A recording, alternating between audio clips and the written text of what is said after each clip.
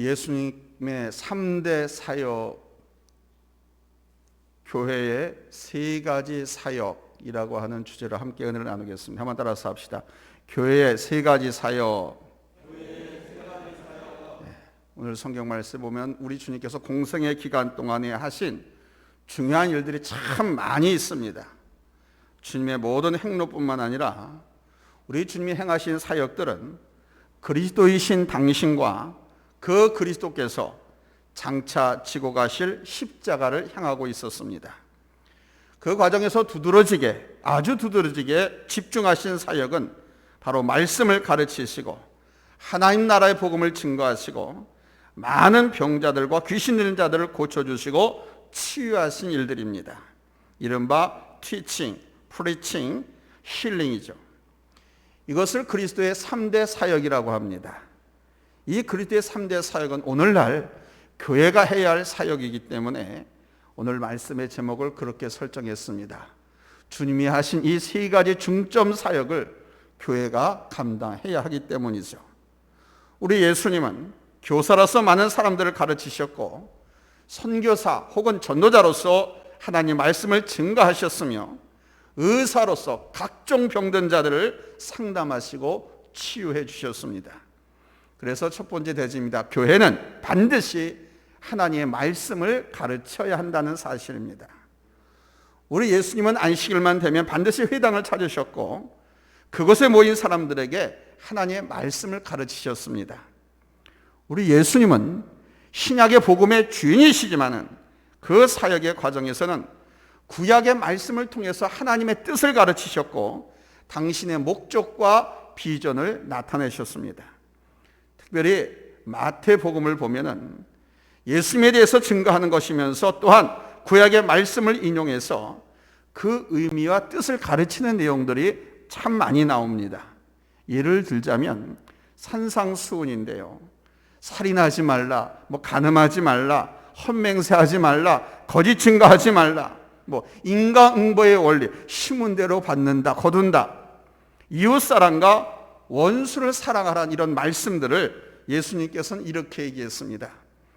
구약에서는 이렇게 하라고 하였지만은 나는 너희에게 이르노니 70번씩 7번이라도 용서하라. 이렇게 구약 말씀을 해석하고 적용을 통해서 우리 하나님의 말씀을 구체적으로 가르쳐 주셨습니다. 이 예수님의 가르침이 얼마나 탁월했던지 그 가르침을 받은 사람들이 죄다 놀랬다라고 말하지 않습니까? 마태복음 7장 28절로 29절에 보면 이렇게 말씀합니다. 예수께서 이 말씀을 마치심에 무리들이 그의 가르치심에 놀라니 이는 그 가르치시는 것이 권위 있는 자와 같고 그들의 서기관들과 같이 아니함일러라. 누구와 같지 않았다고 그래요? 서기관들과 같지 않았다고 합니다. 왜 서기관하고 비유했을까요? 이 서기관들이 누구일까요? 바로 서기관들은 하나님의 말씀, 율법을 해석하고 가르치는 성경 박사들이거든요. 그런데 저들과 달리 우리 주님의 가르침이 그들에 비해서 더 권세 있는 사람과 같았다 그럽니다. 교회는 이렇게 하나님 마음으로, 예수님 마음으로 주님의 뜻을 이해하면서 하나님 말씀을 배우고 가르치는 곳이 되어야 한다는 것입니다. 교회는 하나님의 말씀을 배우고 가르치는 곳으로서 항상 하나님의 말씀이 있고 이 말씀이 바로 능력으로 나타나는 곳이어야 합니다. 예수님께서 지금 말씀을 가르치는 곳이 어디죠? 회당이었습니다. 회당.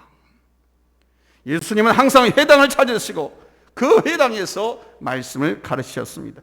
물론 회당 밖에서도 사람들에게 또는 예수님의 제자들에게 말씀을 가르치기도 하셨습니다. 그러나 많은 시간, 안식일만 되면 항상 주님은 회당을 찾으시고 그 회당에 모인 사람들에게 하나님의 말씀을 가르치셨습니다. 따라서 교회는 전적으로 하나님 말씀을 가르쳐야 할 줄로 믿습니다. 우리는 교회를 성전 개념이 아닌 회당 개념으로 배워야 합니다. 성전의 개념으로만 보면 매우 엄숙하고 무겁고 화려하고 그리고 예배 중심이 되어버리고 맙니다. 여러분도 아시는 것처럼 이스라엘의 성전은 예루살렘에 세워진 하나의 성전밖에 없습니다. 이 성전은 제사 중심으로 오직 하나님께 제사만 드리는 곳이었습니다. 그러나 각 지방에는 회당이 있었습니다. 이 회당에서 기도하고 예배드리고 강연을 하고 자녀를 교육하고 결혼식을 하고 재판 등이 이루어졌습니다. 그래서 회당은 이스라엘 민족의 신앙생활 센터로서 일상생활의 기반이고 중심이었습니다. 이스라엘 사람들은 신앙과 생활을 따로따로 구분하지 않았고 바로 이 회당을 중심으로 하나가 된 신앙이 삶이고 삶이 곧 신앙이었던 것입니다. 두 번째로 교회는 반드시 천국 복음을 전파해야 한다는 사실입니다. 따라서 합시다. 반드시 천국 복음을 전파해야 한다. 복음을 증거하는 것과 하나님 말씀을 가르치는 것은 서로 다릅니다. 하나님 말씀을 가르친다라고 하는 이것은 신앙인들이 그리스도 안에서 성숙할 수 있도록 복음의 메시지를 충분하게 설명을 하고 이해할 수 있도록 교육해서 발달시키는 것입니다. 예수님께서 주로 회당에서 하신 일이 가르침이다라고 말씀드린 이유가 바로 구약의 말씀을 잘 아는 유대인들에게 예수님은 그 구약의 메시지를 하나님께서 본래 담고 계신 그 뜻을 그대로 가르치셨습니다. 그러나 증거는 비기독교인들에게 좋은 소식을 전파하는 것입니다. 그 좋은 소식이 바로 복음입니다. 믿지 않는 사람들에게 복음을 전파하는 것이 증거입니다. 저 그리스도를 알지 못하는 사람들, 하나님 나라를 알지 못하는 사람들에게 그리스도를 증거하고 복음과 그 나라를 증거하는 것입니다. 유대인들은 구약의 말씀은 알았지만 예수 그리스도는 알지 못했거든요. 메시아에 대한 기다림은 있었지만 저들은 자기들의 주관적인 메시아를 기다리고 있었기 때문에 그 메시아는 하나님께서 이 땅에 보내시고자 하는 메시아상과는 거리가 먼 것이었습니다. 그런 저들에게 예수는 그리스도이심을 선포하고 그분으로 인한 하나님의 나라를 증거하신 것입니다. 예수님의 비유 가운데 상당수가 바로 천국에 관한 비유 아닙니까? 마태복음 13장에 보면 씨 뿌리는 비유가 나옵니다. 겨자씨 비유가 나오고 누룩 비유가 나오고 가라지 비유가 나오고 밭에 감추인 보화 비유가 나오고 진주장사 비유, 그물의 비유와 또 한 장 더 넘겨서 25장에 보면은 열처녀 비유가 나오고 달란트 비유가 나오고 양과 염소의 비유의 말씀이 나옵니다. 이 비유의 말씀은 잘 듣지 못하는 사람들에게는 깨닫게 하시고자 또 아예 그 귀가 열려지지 않아서 듣지 못하는 사람들은 그 의미를 아예 알지 못하도록 비유로 감추셔서 말씀하셨어요. 교회 안에서 그래서 하나님의 말씀은 가장 먼저 설교자들을 통해서 선포되어야 하는 것입니다. 그래서 모든 예배 시간에는 설교가 빠지지 않는 거예요. 설교 없이 찬양만 해도 안 돼요. 설교 없이 기도만 해도 안 돼요. 모든 예배에는 설교자의 설교가 있어야 합니다. 그런데 이 설교는 사실 증거와 가르침의 혼합형이다 이렇게 말할 수 있습니다. 그러니까 예배 시간에 이렇게 모인 성도들은 초신자들은 적고 대부분 예수 그리스도에 대해서 어느 정도 알고 믿는 사람들이기 때문에 하나님의 말씀을 가르치면서 증거를 하는 거예요. 그러기에 성도님들은 설교를 통해서 가르침을 받고 또한 알지 못하는 부분을 새롭게 듣고 깨닫고 적용해 가는 것이죠. 그런데 여기서 중요한 것은 바로 설교자의 모든 메시지의 중심이 예수 그리스도가 되어야 한다는 말씀입니다. 한번 따라서 합시다. 예수 그리스도. 저 예수는 그리스도다. 예수는 메시아다. 예수는 구세주다. 이 예수를 믿어야 한다. 이 예수에게 복이 있다. 이 예수에게 천국이 있다. 아멘. 그러니까 모든 메시지에는 예수 그리스도가 중심이 되어야 한다는 거예요. 저는 지금까지 많은 설교들을 해왔습니다. 부교육자 시절부터 시작해서 한 37년 동안 설교를 했습니다. 또 목사가 되고 나서부터 완전 풀타임으로 지금까지 거의 매주일 설교를 해왔습니다. 그러나 그때마다 어떤 말씀을 준비하고 어떻게 전해야 할까 늘 고민했습니다. 여러 가지 주제로 나누어서 설교를 하기도 하고 절기에 맞게 준비해서 설교하기도 하고 또 그때그때 시대 나라 상황에 맞는 말씀을 전하려고 했습니다. 그 과정 속에서 준비하는 저가 더 많은 변화를 겪었습니다. 제 자신이 말씀을 통해서 새로운 가치를 깨닫게 되었고 그 가치와 함께 내 안에 내적인 변화들도 있었고요. 그리고 진정으로 우리가 추구할 것이 무엇인가? 내가 또 추구해야 될 것이 무엇인가? 나는 어떤 목회자가 되어야 하는가? 우리 성도들은 어떤 삶을 살아야 하는가를 알게 되었습니다. 그런데 많은 목회자들의 설교를 분석해 보면 적지 않게 그리스도가 아닌 인간적인 삶의 방식과 방법 등에 더 많은 관심을 기울이고 사람들이 듣기 좋고 재미있는 사람들을 만족시키러 가는 설교에 얼마나 혈안이 되어 있는지 모릅니다. 물론 성경을 통해서 우리들의 삶의 방식을 가르치는 것 필요합니다. 그런데 성경은 단지 전시일 뿐 실제는 세상적인 방법을 가르치고 전하는 수준이었습니다. 예수님의 증거 속에는 성공의 법칙, 건강을 위한 비결, 장수하는 비결, 행복한 삶의 원리 이런 것은 전혀 없고요. 오직 세상에 그 누구도 말씀해 줄 수 없는, 오직 세상에서 그 누구도 보여줄 수 없는 하나님의 나라와 예수 그리스도에 대해서만 증거하셨습니다. 따라서 교회는 오직 예수 그리스도를 가르치고 증거해야 할 줄로 믿습니다. 교회는 세상 지식과 부동산 투기 같은 돈 버는 비결 같은 세미나를 하는 것이 아닙니다.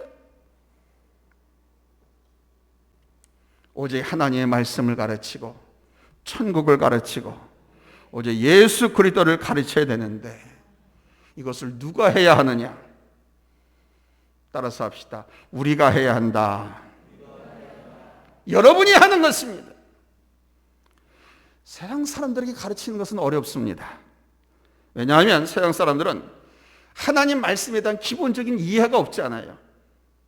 유대인들처럼 구약에 대한 말씀의 이해가 있다고 하면 예수님께서 가르치듯이 우리도 가르칠 수 있겠지요. 그러나 세상 사람들은 그렇지 못합니다. 그래서 하나님의 말씀을 저들에게 전하고 예수 안에서 살아갈 수 있도록 복음 전파, 전도가 이루어져야 하는 것입니다. 그래서 예수 믿고 구원받는 우리 성도들의 신앙생활 실천 목표 중에 하나가 바로 복음 전파인 거예요. 성도들의 신앙생활 실천 목표가 뭐라고요? 복음 전파, 전도인 겁니다. 한번 따라서 합시다. 전도, 전도, 전도. 전도, 전도, 전도하자. 구원받은 성도들의 신앙생활 실천 목표 제1 바로 복음 전파인 것입니다. 이 복음 전파는요 어떤 특정인만이 하는 것이 아니라 예수 복음을 듣고 구원의 은혜를 체험한 우리 모두가 여러분 주님 오실 때까지 계속해서 이 땅에서 해야 할 일인 줄로 믿습니다. 아멘. 집사님만 하는 것도 아니고 목사님만 하는 거 아니고 장로님만 하는 것이 아니고 이 복음 전파 전도는 어린 아이든 학생이든 청소년이든 어른이든 할머니 할아버지든 구원의 은혜를 입은 모든 성도들이 여러분 주님 다시 이 땅에 오실 때까지 내가 주님 앞에 서는 날까지 여러분 감당해야 할 사명인 줄로 믿습니다. 할렐루야. 세 번째로 교회는 병자들을 치유하는 치유 사역을 해야 합니다. 주님 말씀을 듣기 위해서 나온 사람들 가운데는요 귀신 들린 사람도 있었고요 벙어리도 있었고요 각색 병 들린 자들이 다 있었어요. 오늘날로 이야기하면 온갖 질병들 류마티스 관절 위장병에서부터 시작해가지고 피부 가려움증 알레르기 그 다음에 암 무릎 통증 관절 허리 디스크 온갖 병을 이 환자들이 예수님의 능력에 대한 소문을 듣고 예수님의 말씀을 듣기 위해서, 병고침을 받기 위해서 예수님을 찾아왔습니다. 그런데 우리 주님은 그들을 버려두지 않고 여러분 다 치유해 주신 줄로 믿습니다. 아멘. 주님의 이 치유 사역은 우리 주님이 하나님이시다, 우리 주님의 그 능력을 나타내기 위한 것만이 아니었습니다.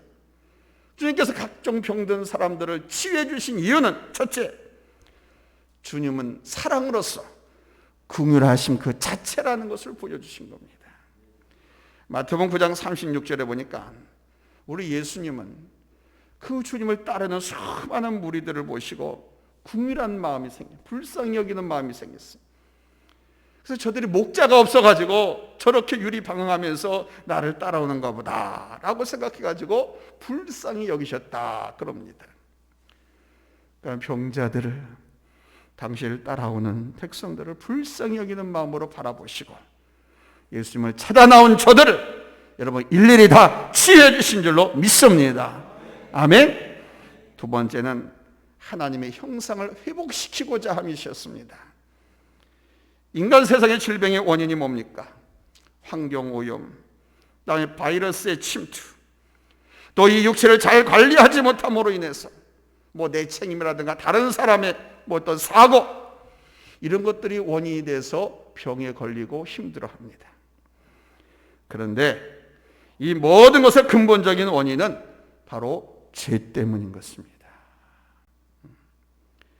죄로 타락했기 때문에 세상이 부패하고, 죄로 타락하기 때문에 마음이 부패하고, 죄로 타락했기 때문에 육신이 부패하게 되고 질서가 무너지고 병들게 된 것입니다.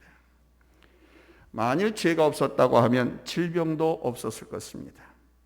죄 때문에 죽음이 왔고 그 죽음의 과정에 질병이 발생했습니다. 곧 우리가 하나님의 형상을 잃어버렸기에 그 원인이 있는 것입니다. 그래서 몸이 아프거나 사고를 당하게 되면 정말 죄로 인한 것이든 아니면 환경이라든가 사고, 사건 이런 것으로 된 것이든 누구나 몸이 아프면 회개하게 되고 마음이 어려운 이유가 바로 거기에 있는 것입니다. 우리 예수님은 그 환자들을 치유하시면서 하나님의 형상의 회복을 선포하셨습니다. 18년간 귀신 들려가지고 꼬부라진 허리를 펴지도 못하는 여인 불쌍히 여기셔서 안수해서 고쳐주셨습니다. 이것을 본 회당장이 아니 왜 허구 많은 날 중에 안식일에 병을 고치시냐고 우리 예수님께 따졌습니다. 안식일 법 때문에 따진 거예요. 왜? 안식일에는요 죽어가는 사람도 살리면 안 돼. 안식일에는 그런 치료 행위를 할 수가 없거든. 노동이다 이거예요. 그 안식일법과 율법 가지고 예수님께 대들었습니다. 그럼 그때 예수님께서 뭐라고 말씀하신 줄 아세요? 누가복음 13장 16절입니다. 우리 한번 같이 읽겠습니다. 시작. 그러면 18해 동안 사탄에게 매임받은 이 아브라함의 딸을 안식일에 이 매임에서 푸는 것이 합당치 아니하냐. 아멘. 이 합당치 아니야, 이게 무슨 뜻입니까? 잘 고쳤다는 거예요? 잘못했다는 거예요? 환자를 고친 것이 잘했다는 거죠. 왜 까불어? 당연히 이거 고치는 건데 하나님의 딸을 고치는 것이 뭐가 잘못이야? 그 환자를 아브라함의 딸이라고 하셨습니다. 아브라함의 딸이라고 한 이유는 뭐냐면 바로 하나님의 형상을 그 여인에게서 보시고 그 형상대로 회복시키셨다는 겁니다. 세 번째는 하나님 나라의 실제를 보여주셨습니다. 그러니까 천국 복음을 증거하시면서 우리 예수님은 단지 추상적인 것이 아니라 그냥 그 실제를 나타내시고 보여주신 것입니다. 우리 예수님께서 보여주신 표적과 이적이 다 그렇습니다. 그래서 예수님의 이적을 신학 용어로 비유행위라고 표현을 합니다. 예수님께서 천국을 말씀하실 때 다 비유로 말씀하셨잖아요. 천국은 겨자씨 하나가 같다 그러고. 그러면서 우리 예수님은 천국이 어떠한지를 그 비유를 통해서 구체적으로 다 가르쳐 주셨어요. 특별히 예수님의 이적 가운데는요 치유의 이적이 가장 많은데 그거는 왜 그러냐? 치유에 있죠. 그것만큼 하나님의 형상을 회복하는 것이 대단히 중요하다는 겁니다. 귀신 들린 사람은 귀신을 쫓아내고 온전하게 건강을 회복시켜 주니까 하나님의 형상, 잃어버린 하나님의 형상, 죄 때문에 타락하고 죄 때문에 상처 입은 이 하나님의 형상을 온전히 회복시켜 주는 거예요. 여러분, 교회 안에서도 이 치유가 일어나야 할 줄로 믿습니다. 아멘. 오늘 하나님의 말씀을 듣는 중에 저 말씀이 내게 주신 말씀이네, 저 말씀이 칼이 되고 그 의사가 수술하는 집도가 돼가지고 내 암을 도려내고 내 질병을 고쳐내고 나의 아픈 곳을 싸매어주고 치유하신다 라고 믿으면 하나님께서는 이 말씀을 통해서 역사하시는 거예요. 아멘. 특별히 말씀을 통해서, 예수님을 통해서 영적인 치유, 내적인 치유가 일어나야 됩니다. 육신의 질병뿐만 아니라 우리의 내적, 영적인 병든, 우리 마음과 정신의 병든, 이것까지도 다 일어나야 할 줄로 믿습니다. 이게 바로 하나님 사랑의 증거고요, 잃어버린 하나님의 형상을 회복하는 일이고요, 하나님 나라의 삶을 확증하는 것입니다. 이거는 교회 밖에서 일어나지 않습니다.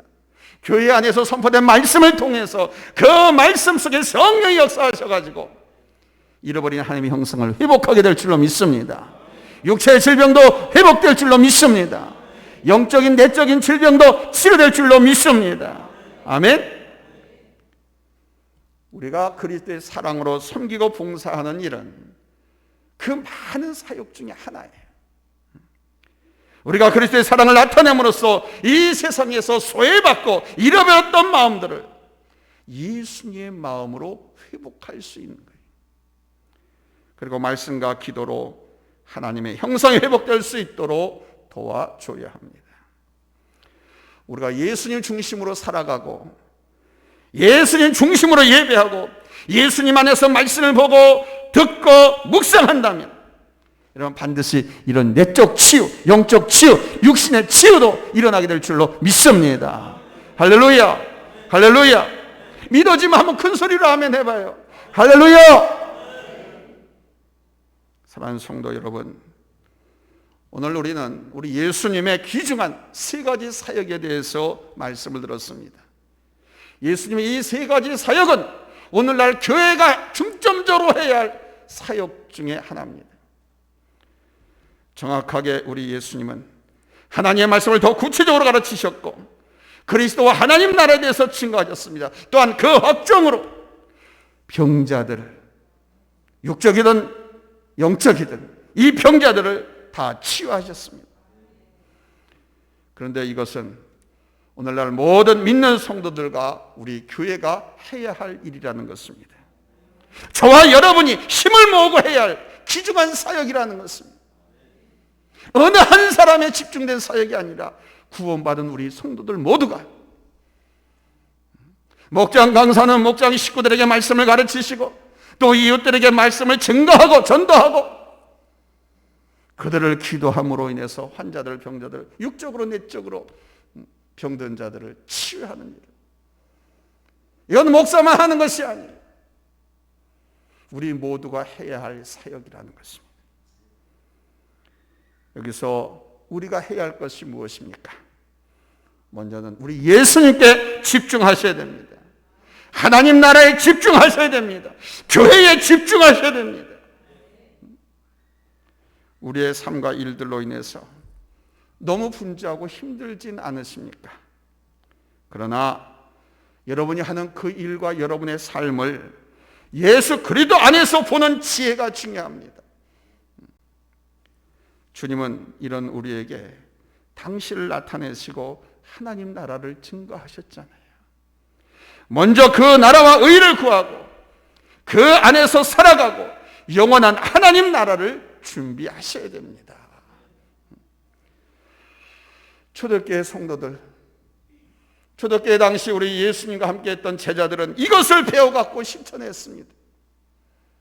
그래서 그들은 세상이 알지 못하는 평안을 누렸고 가치를 소유했고 그 기쁨을 누렸습니다. 오늘 예배에 참석하신 우리 모든 성도님들도 초대교회 성도들이 누렸던 그 기쁨과 평화를 누리시기를, 초대교회 성도들이 가졌던 그 소유, 그들의 그 가치관, 신앙관, 이것 때문에 그들은 평화롭고 기쁨의 삶을 살 수 있었습니다. 십자가 앞에서도 기쁘고 죽음 앞에서도 평화를 누렸습니다.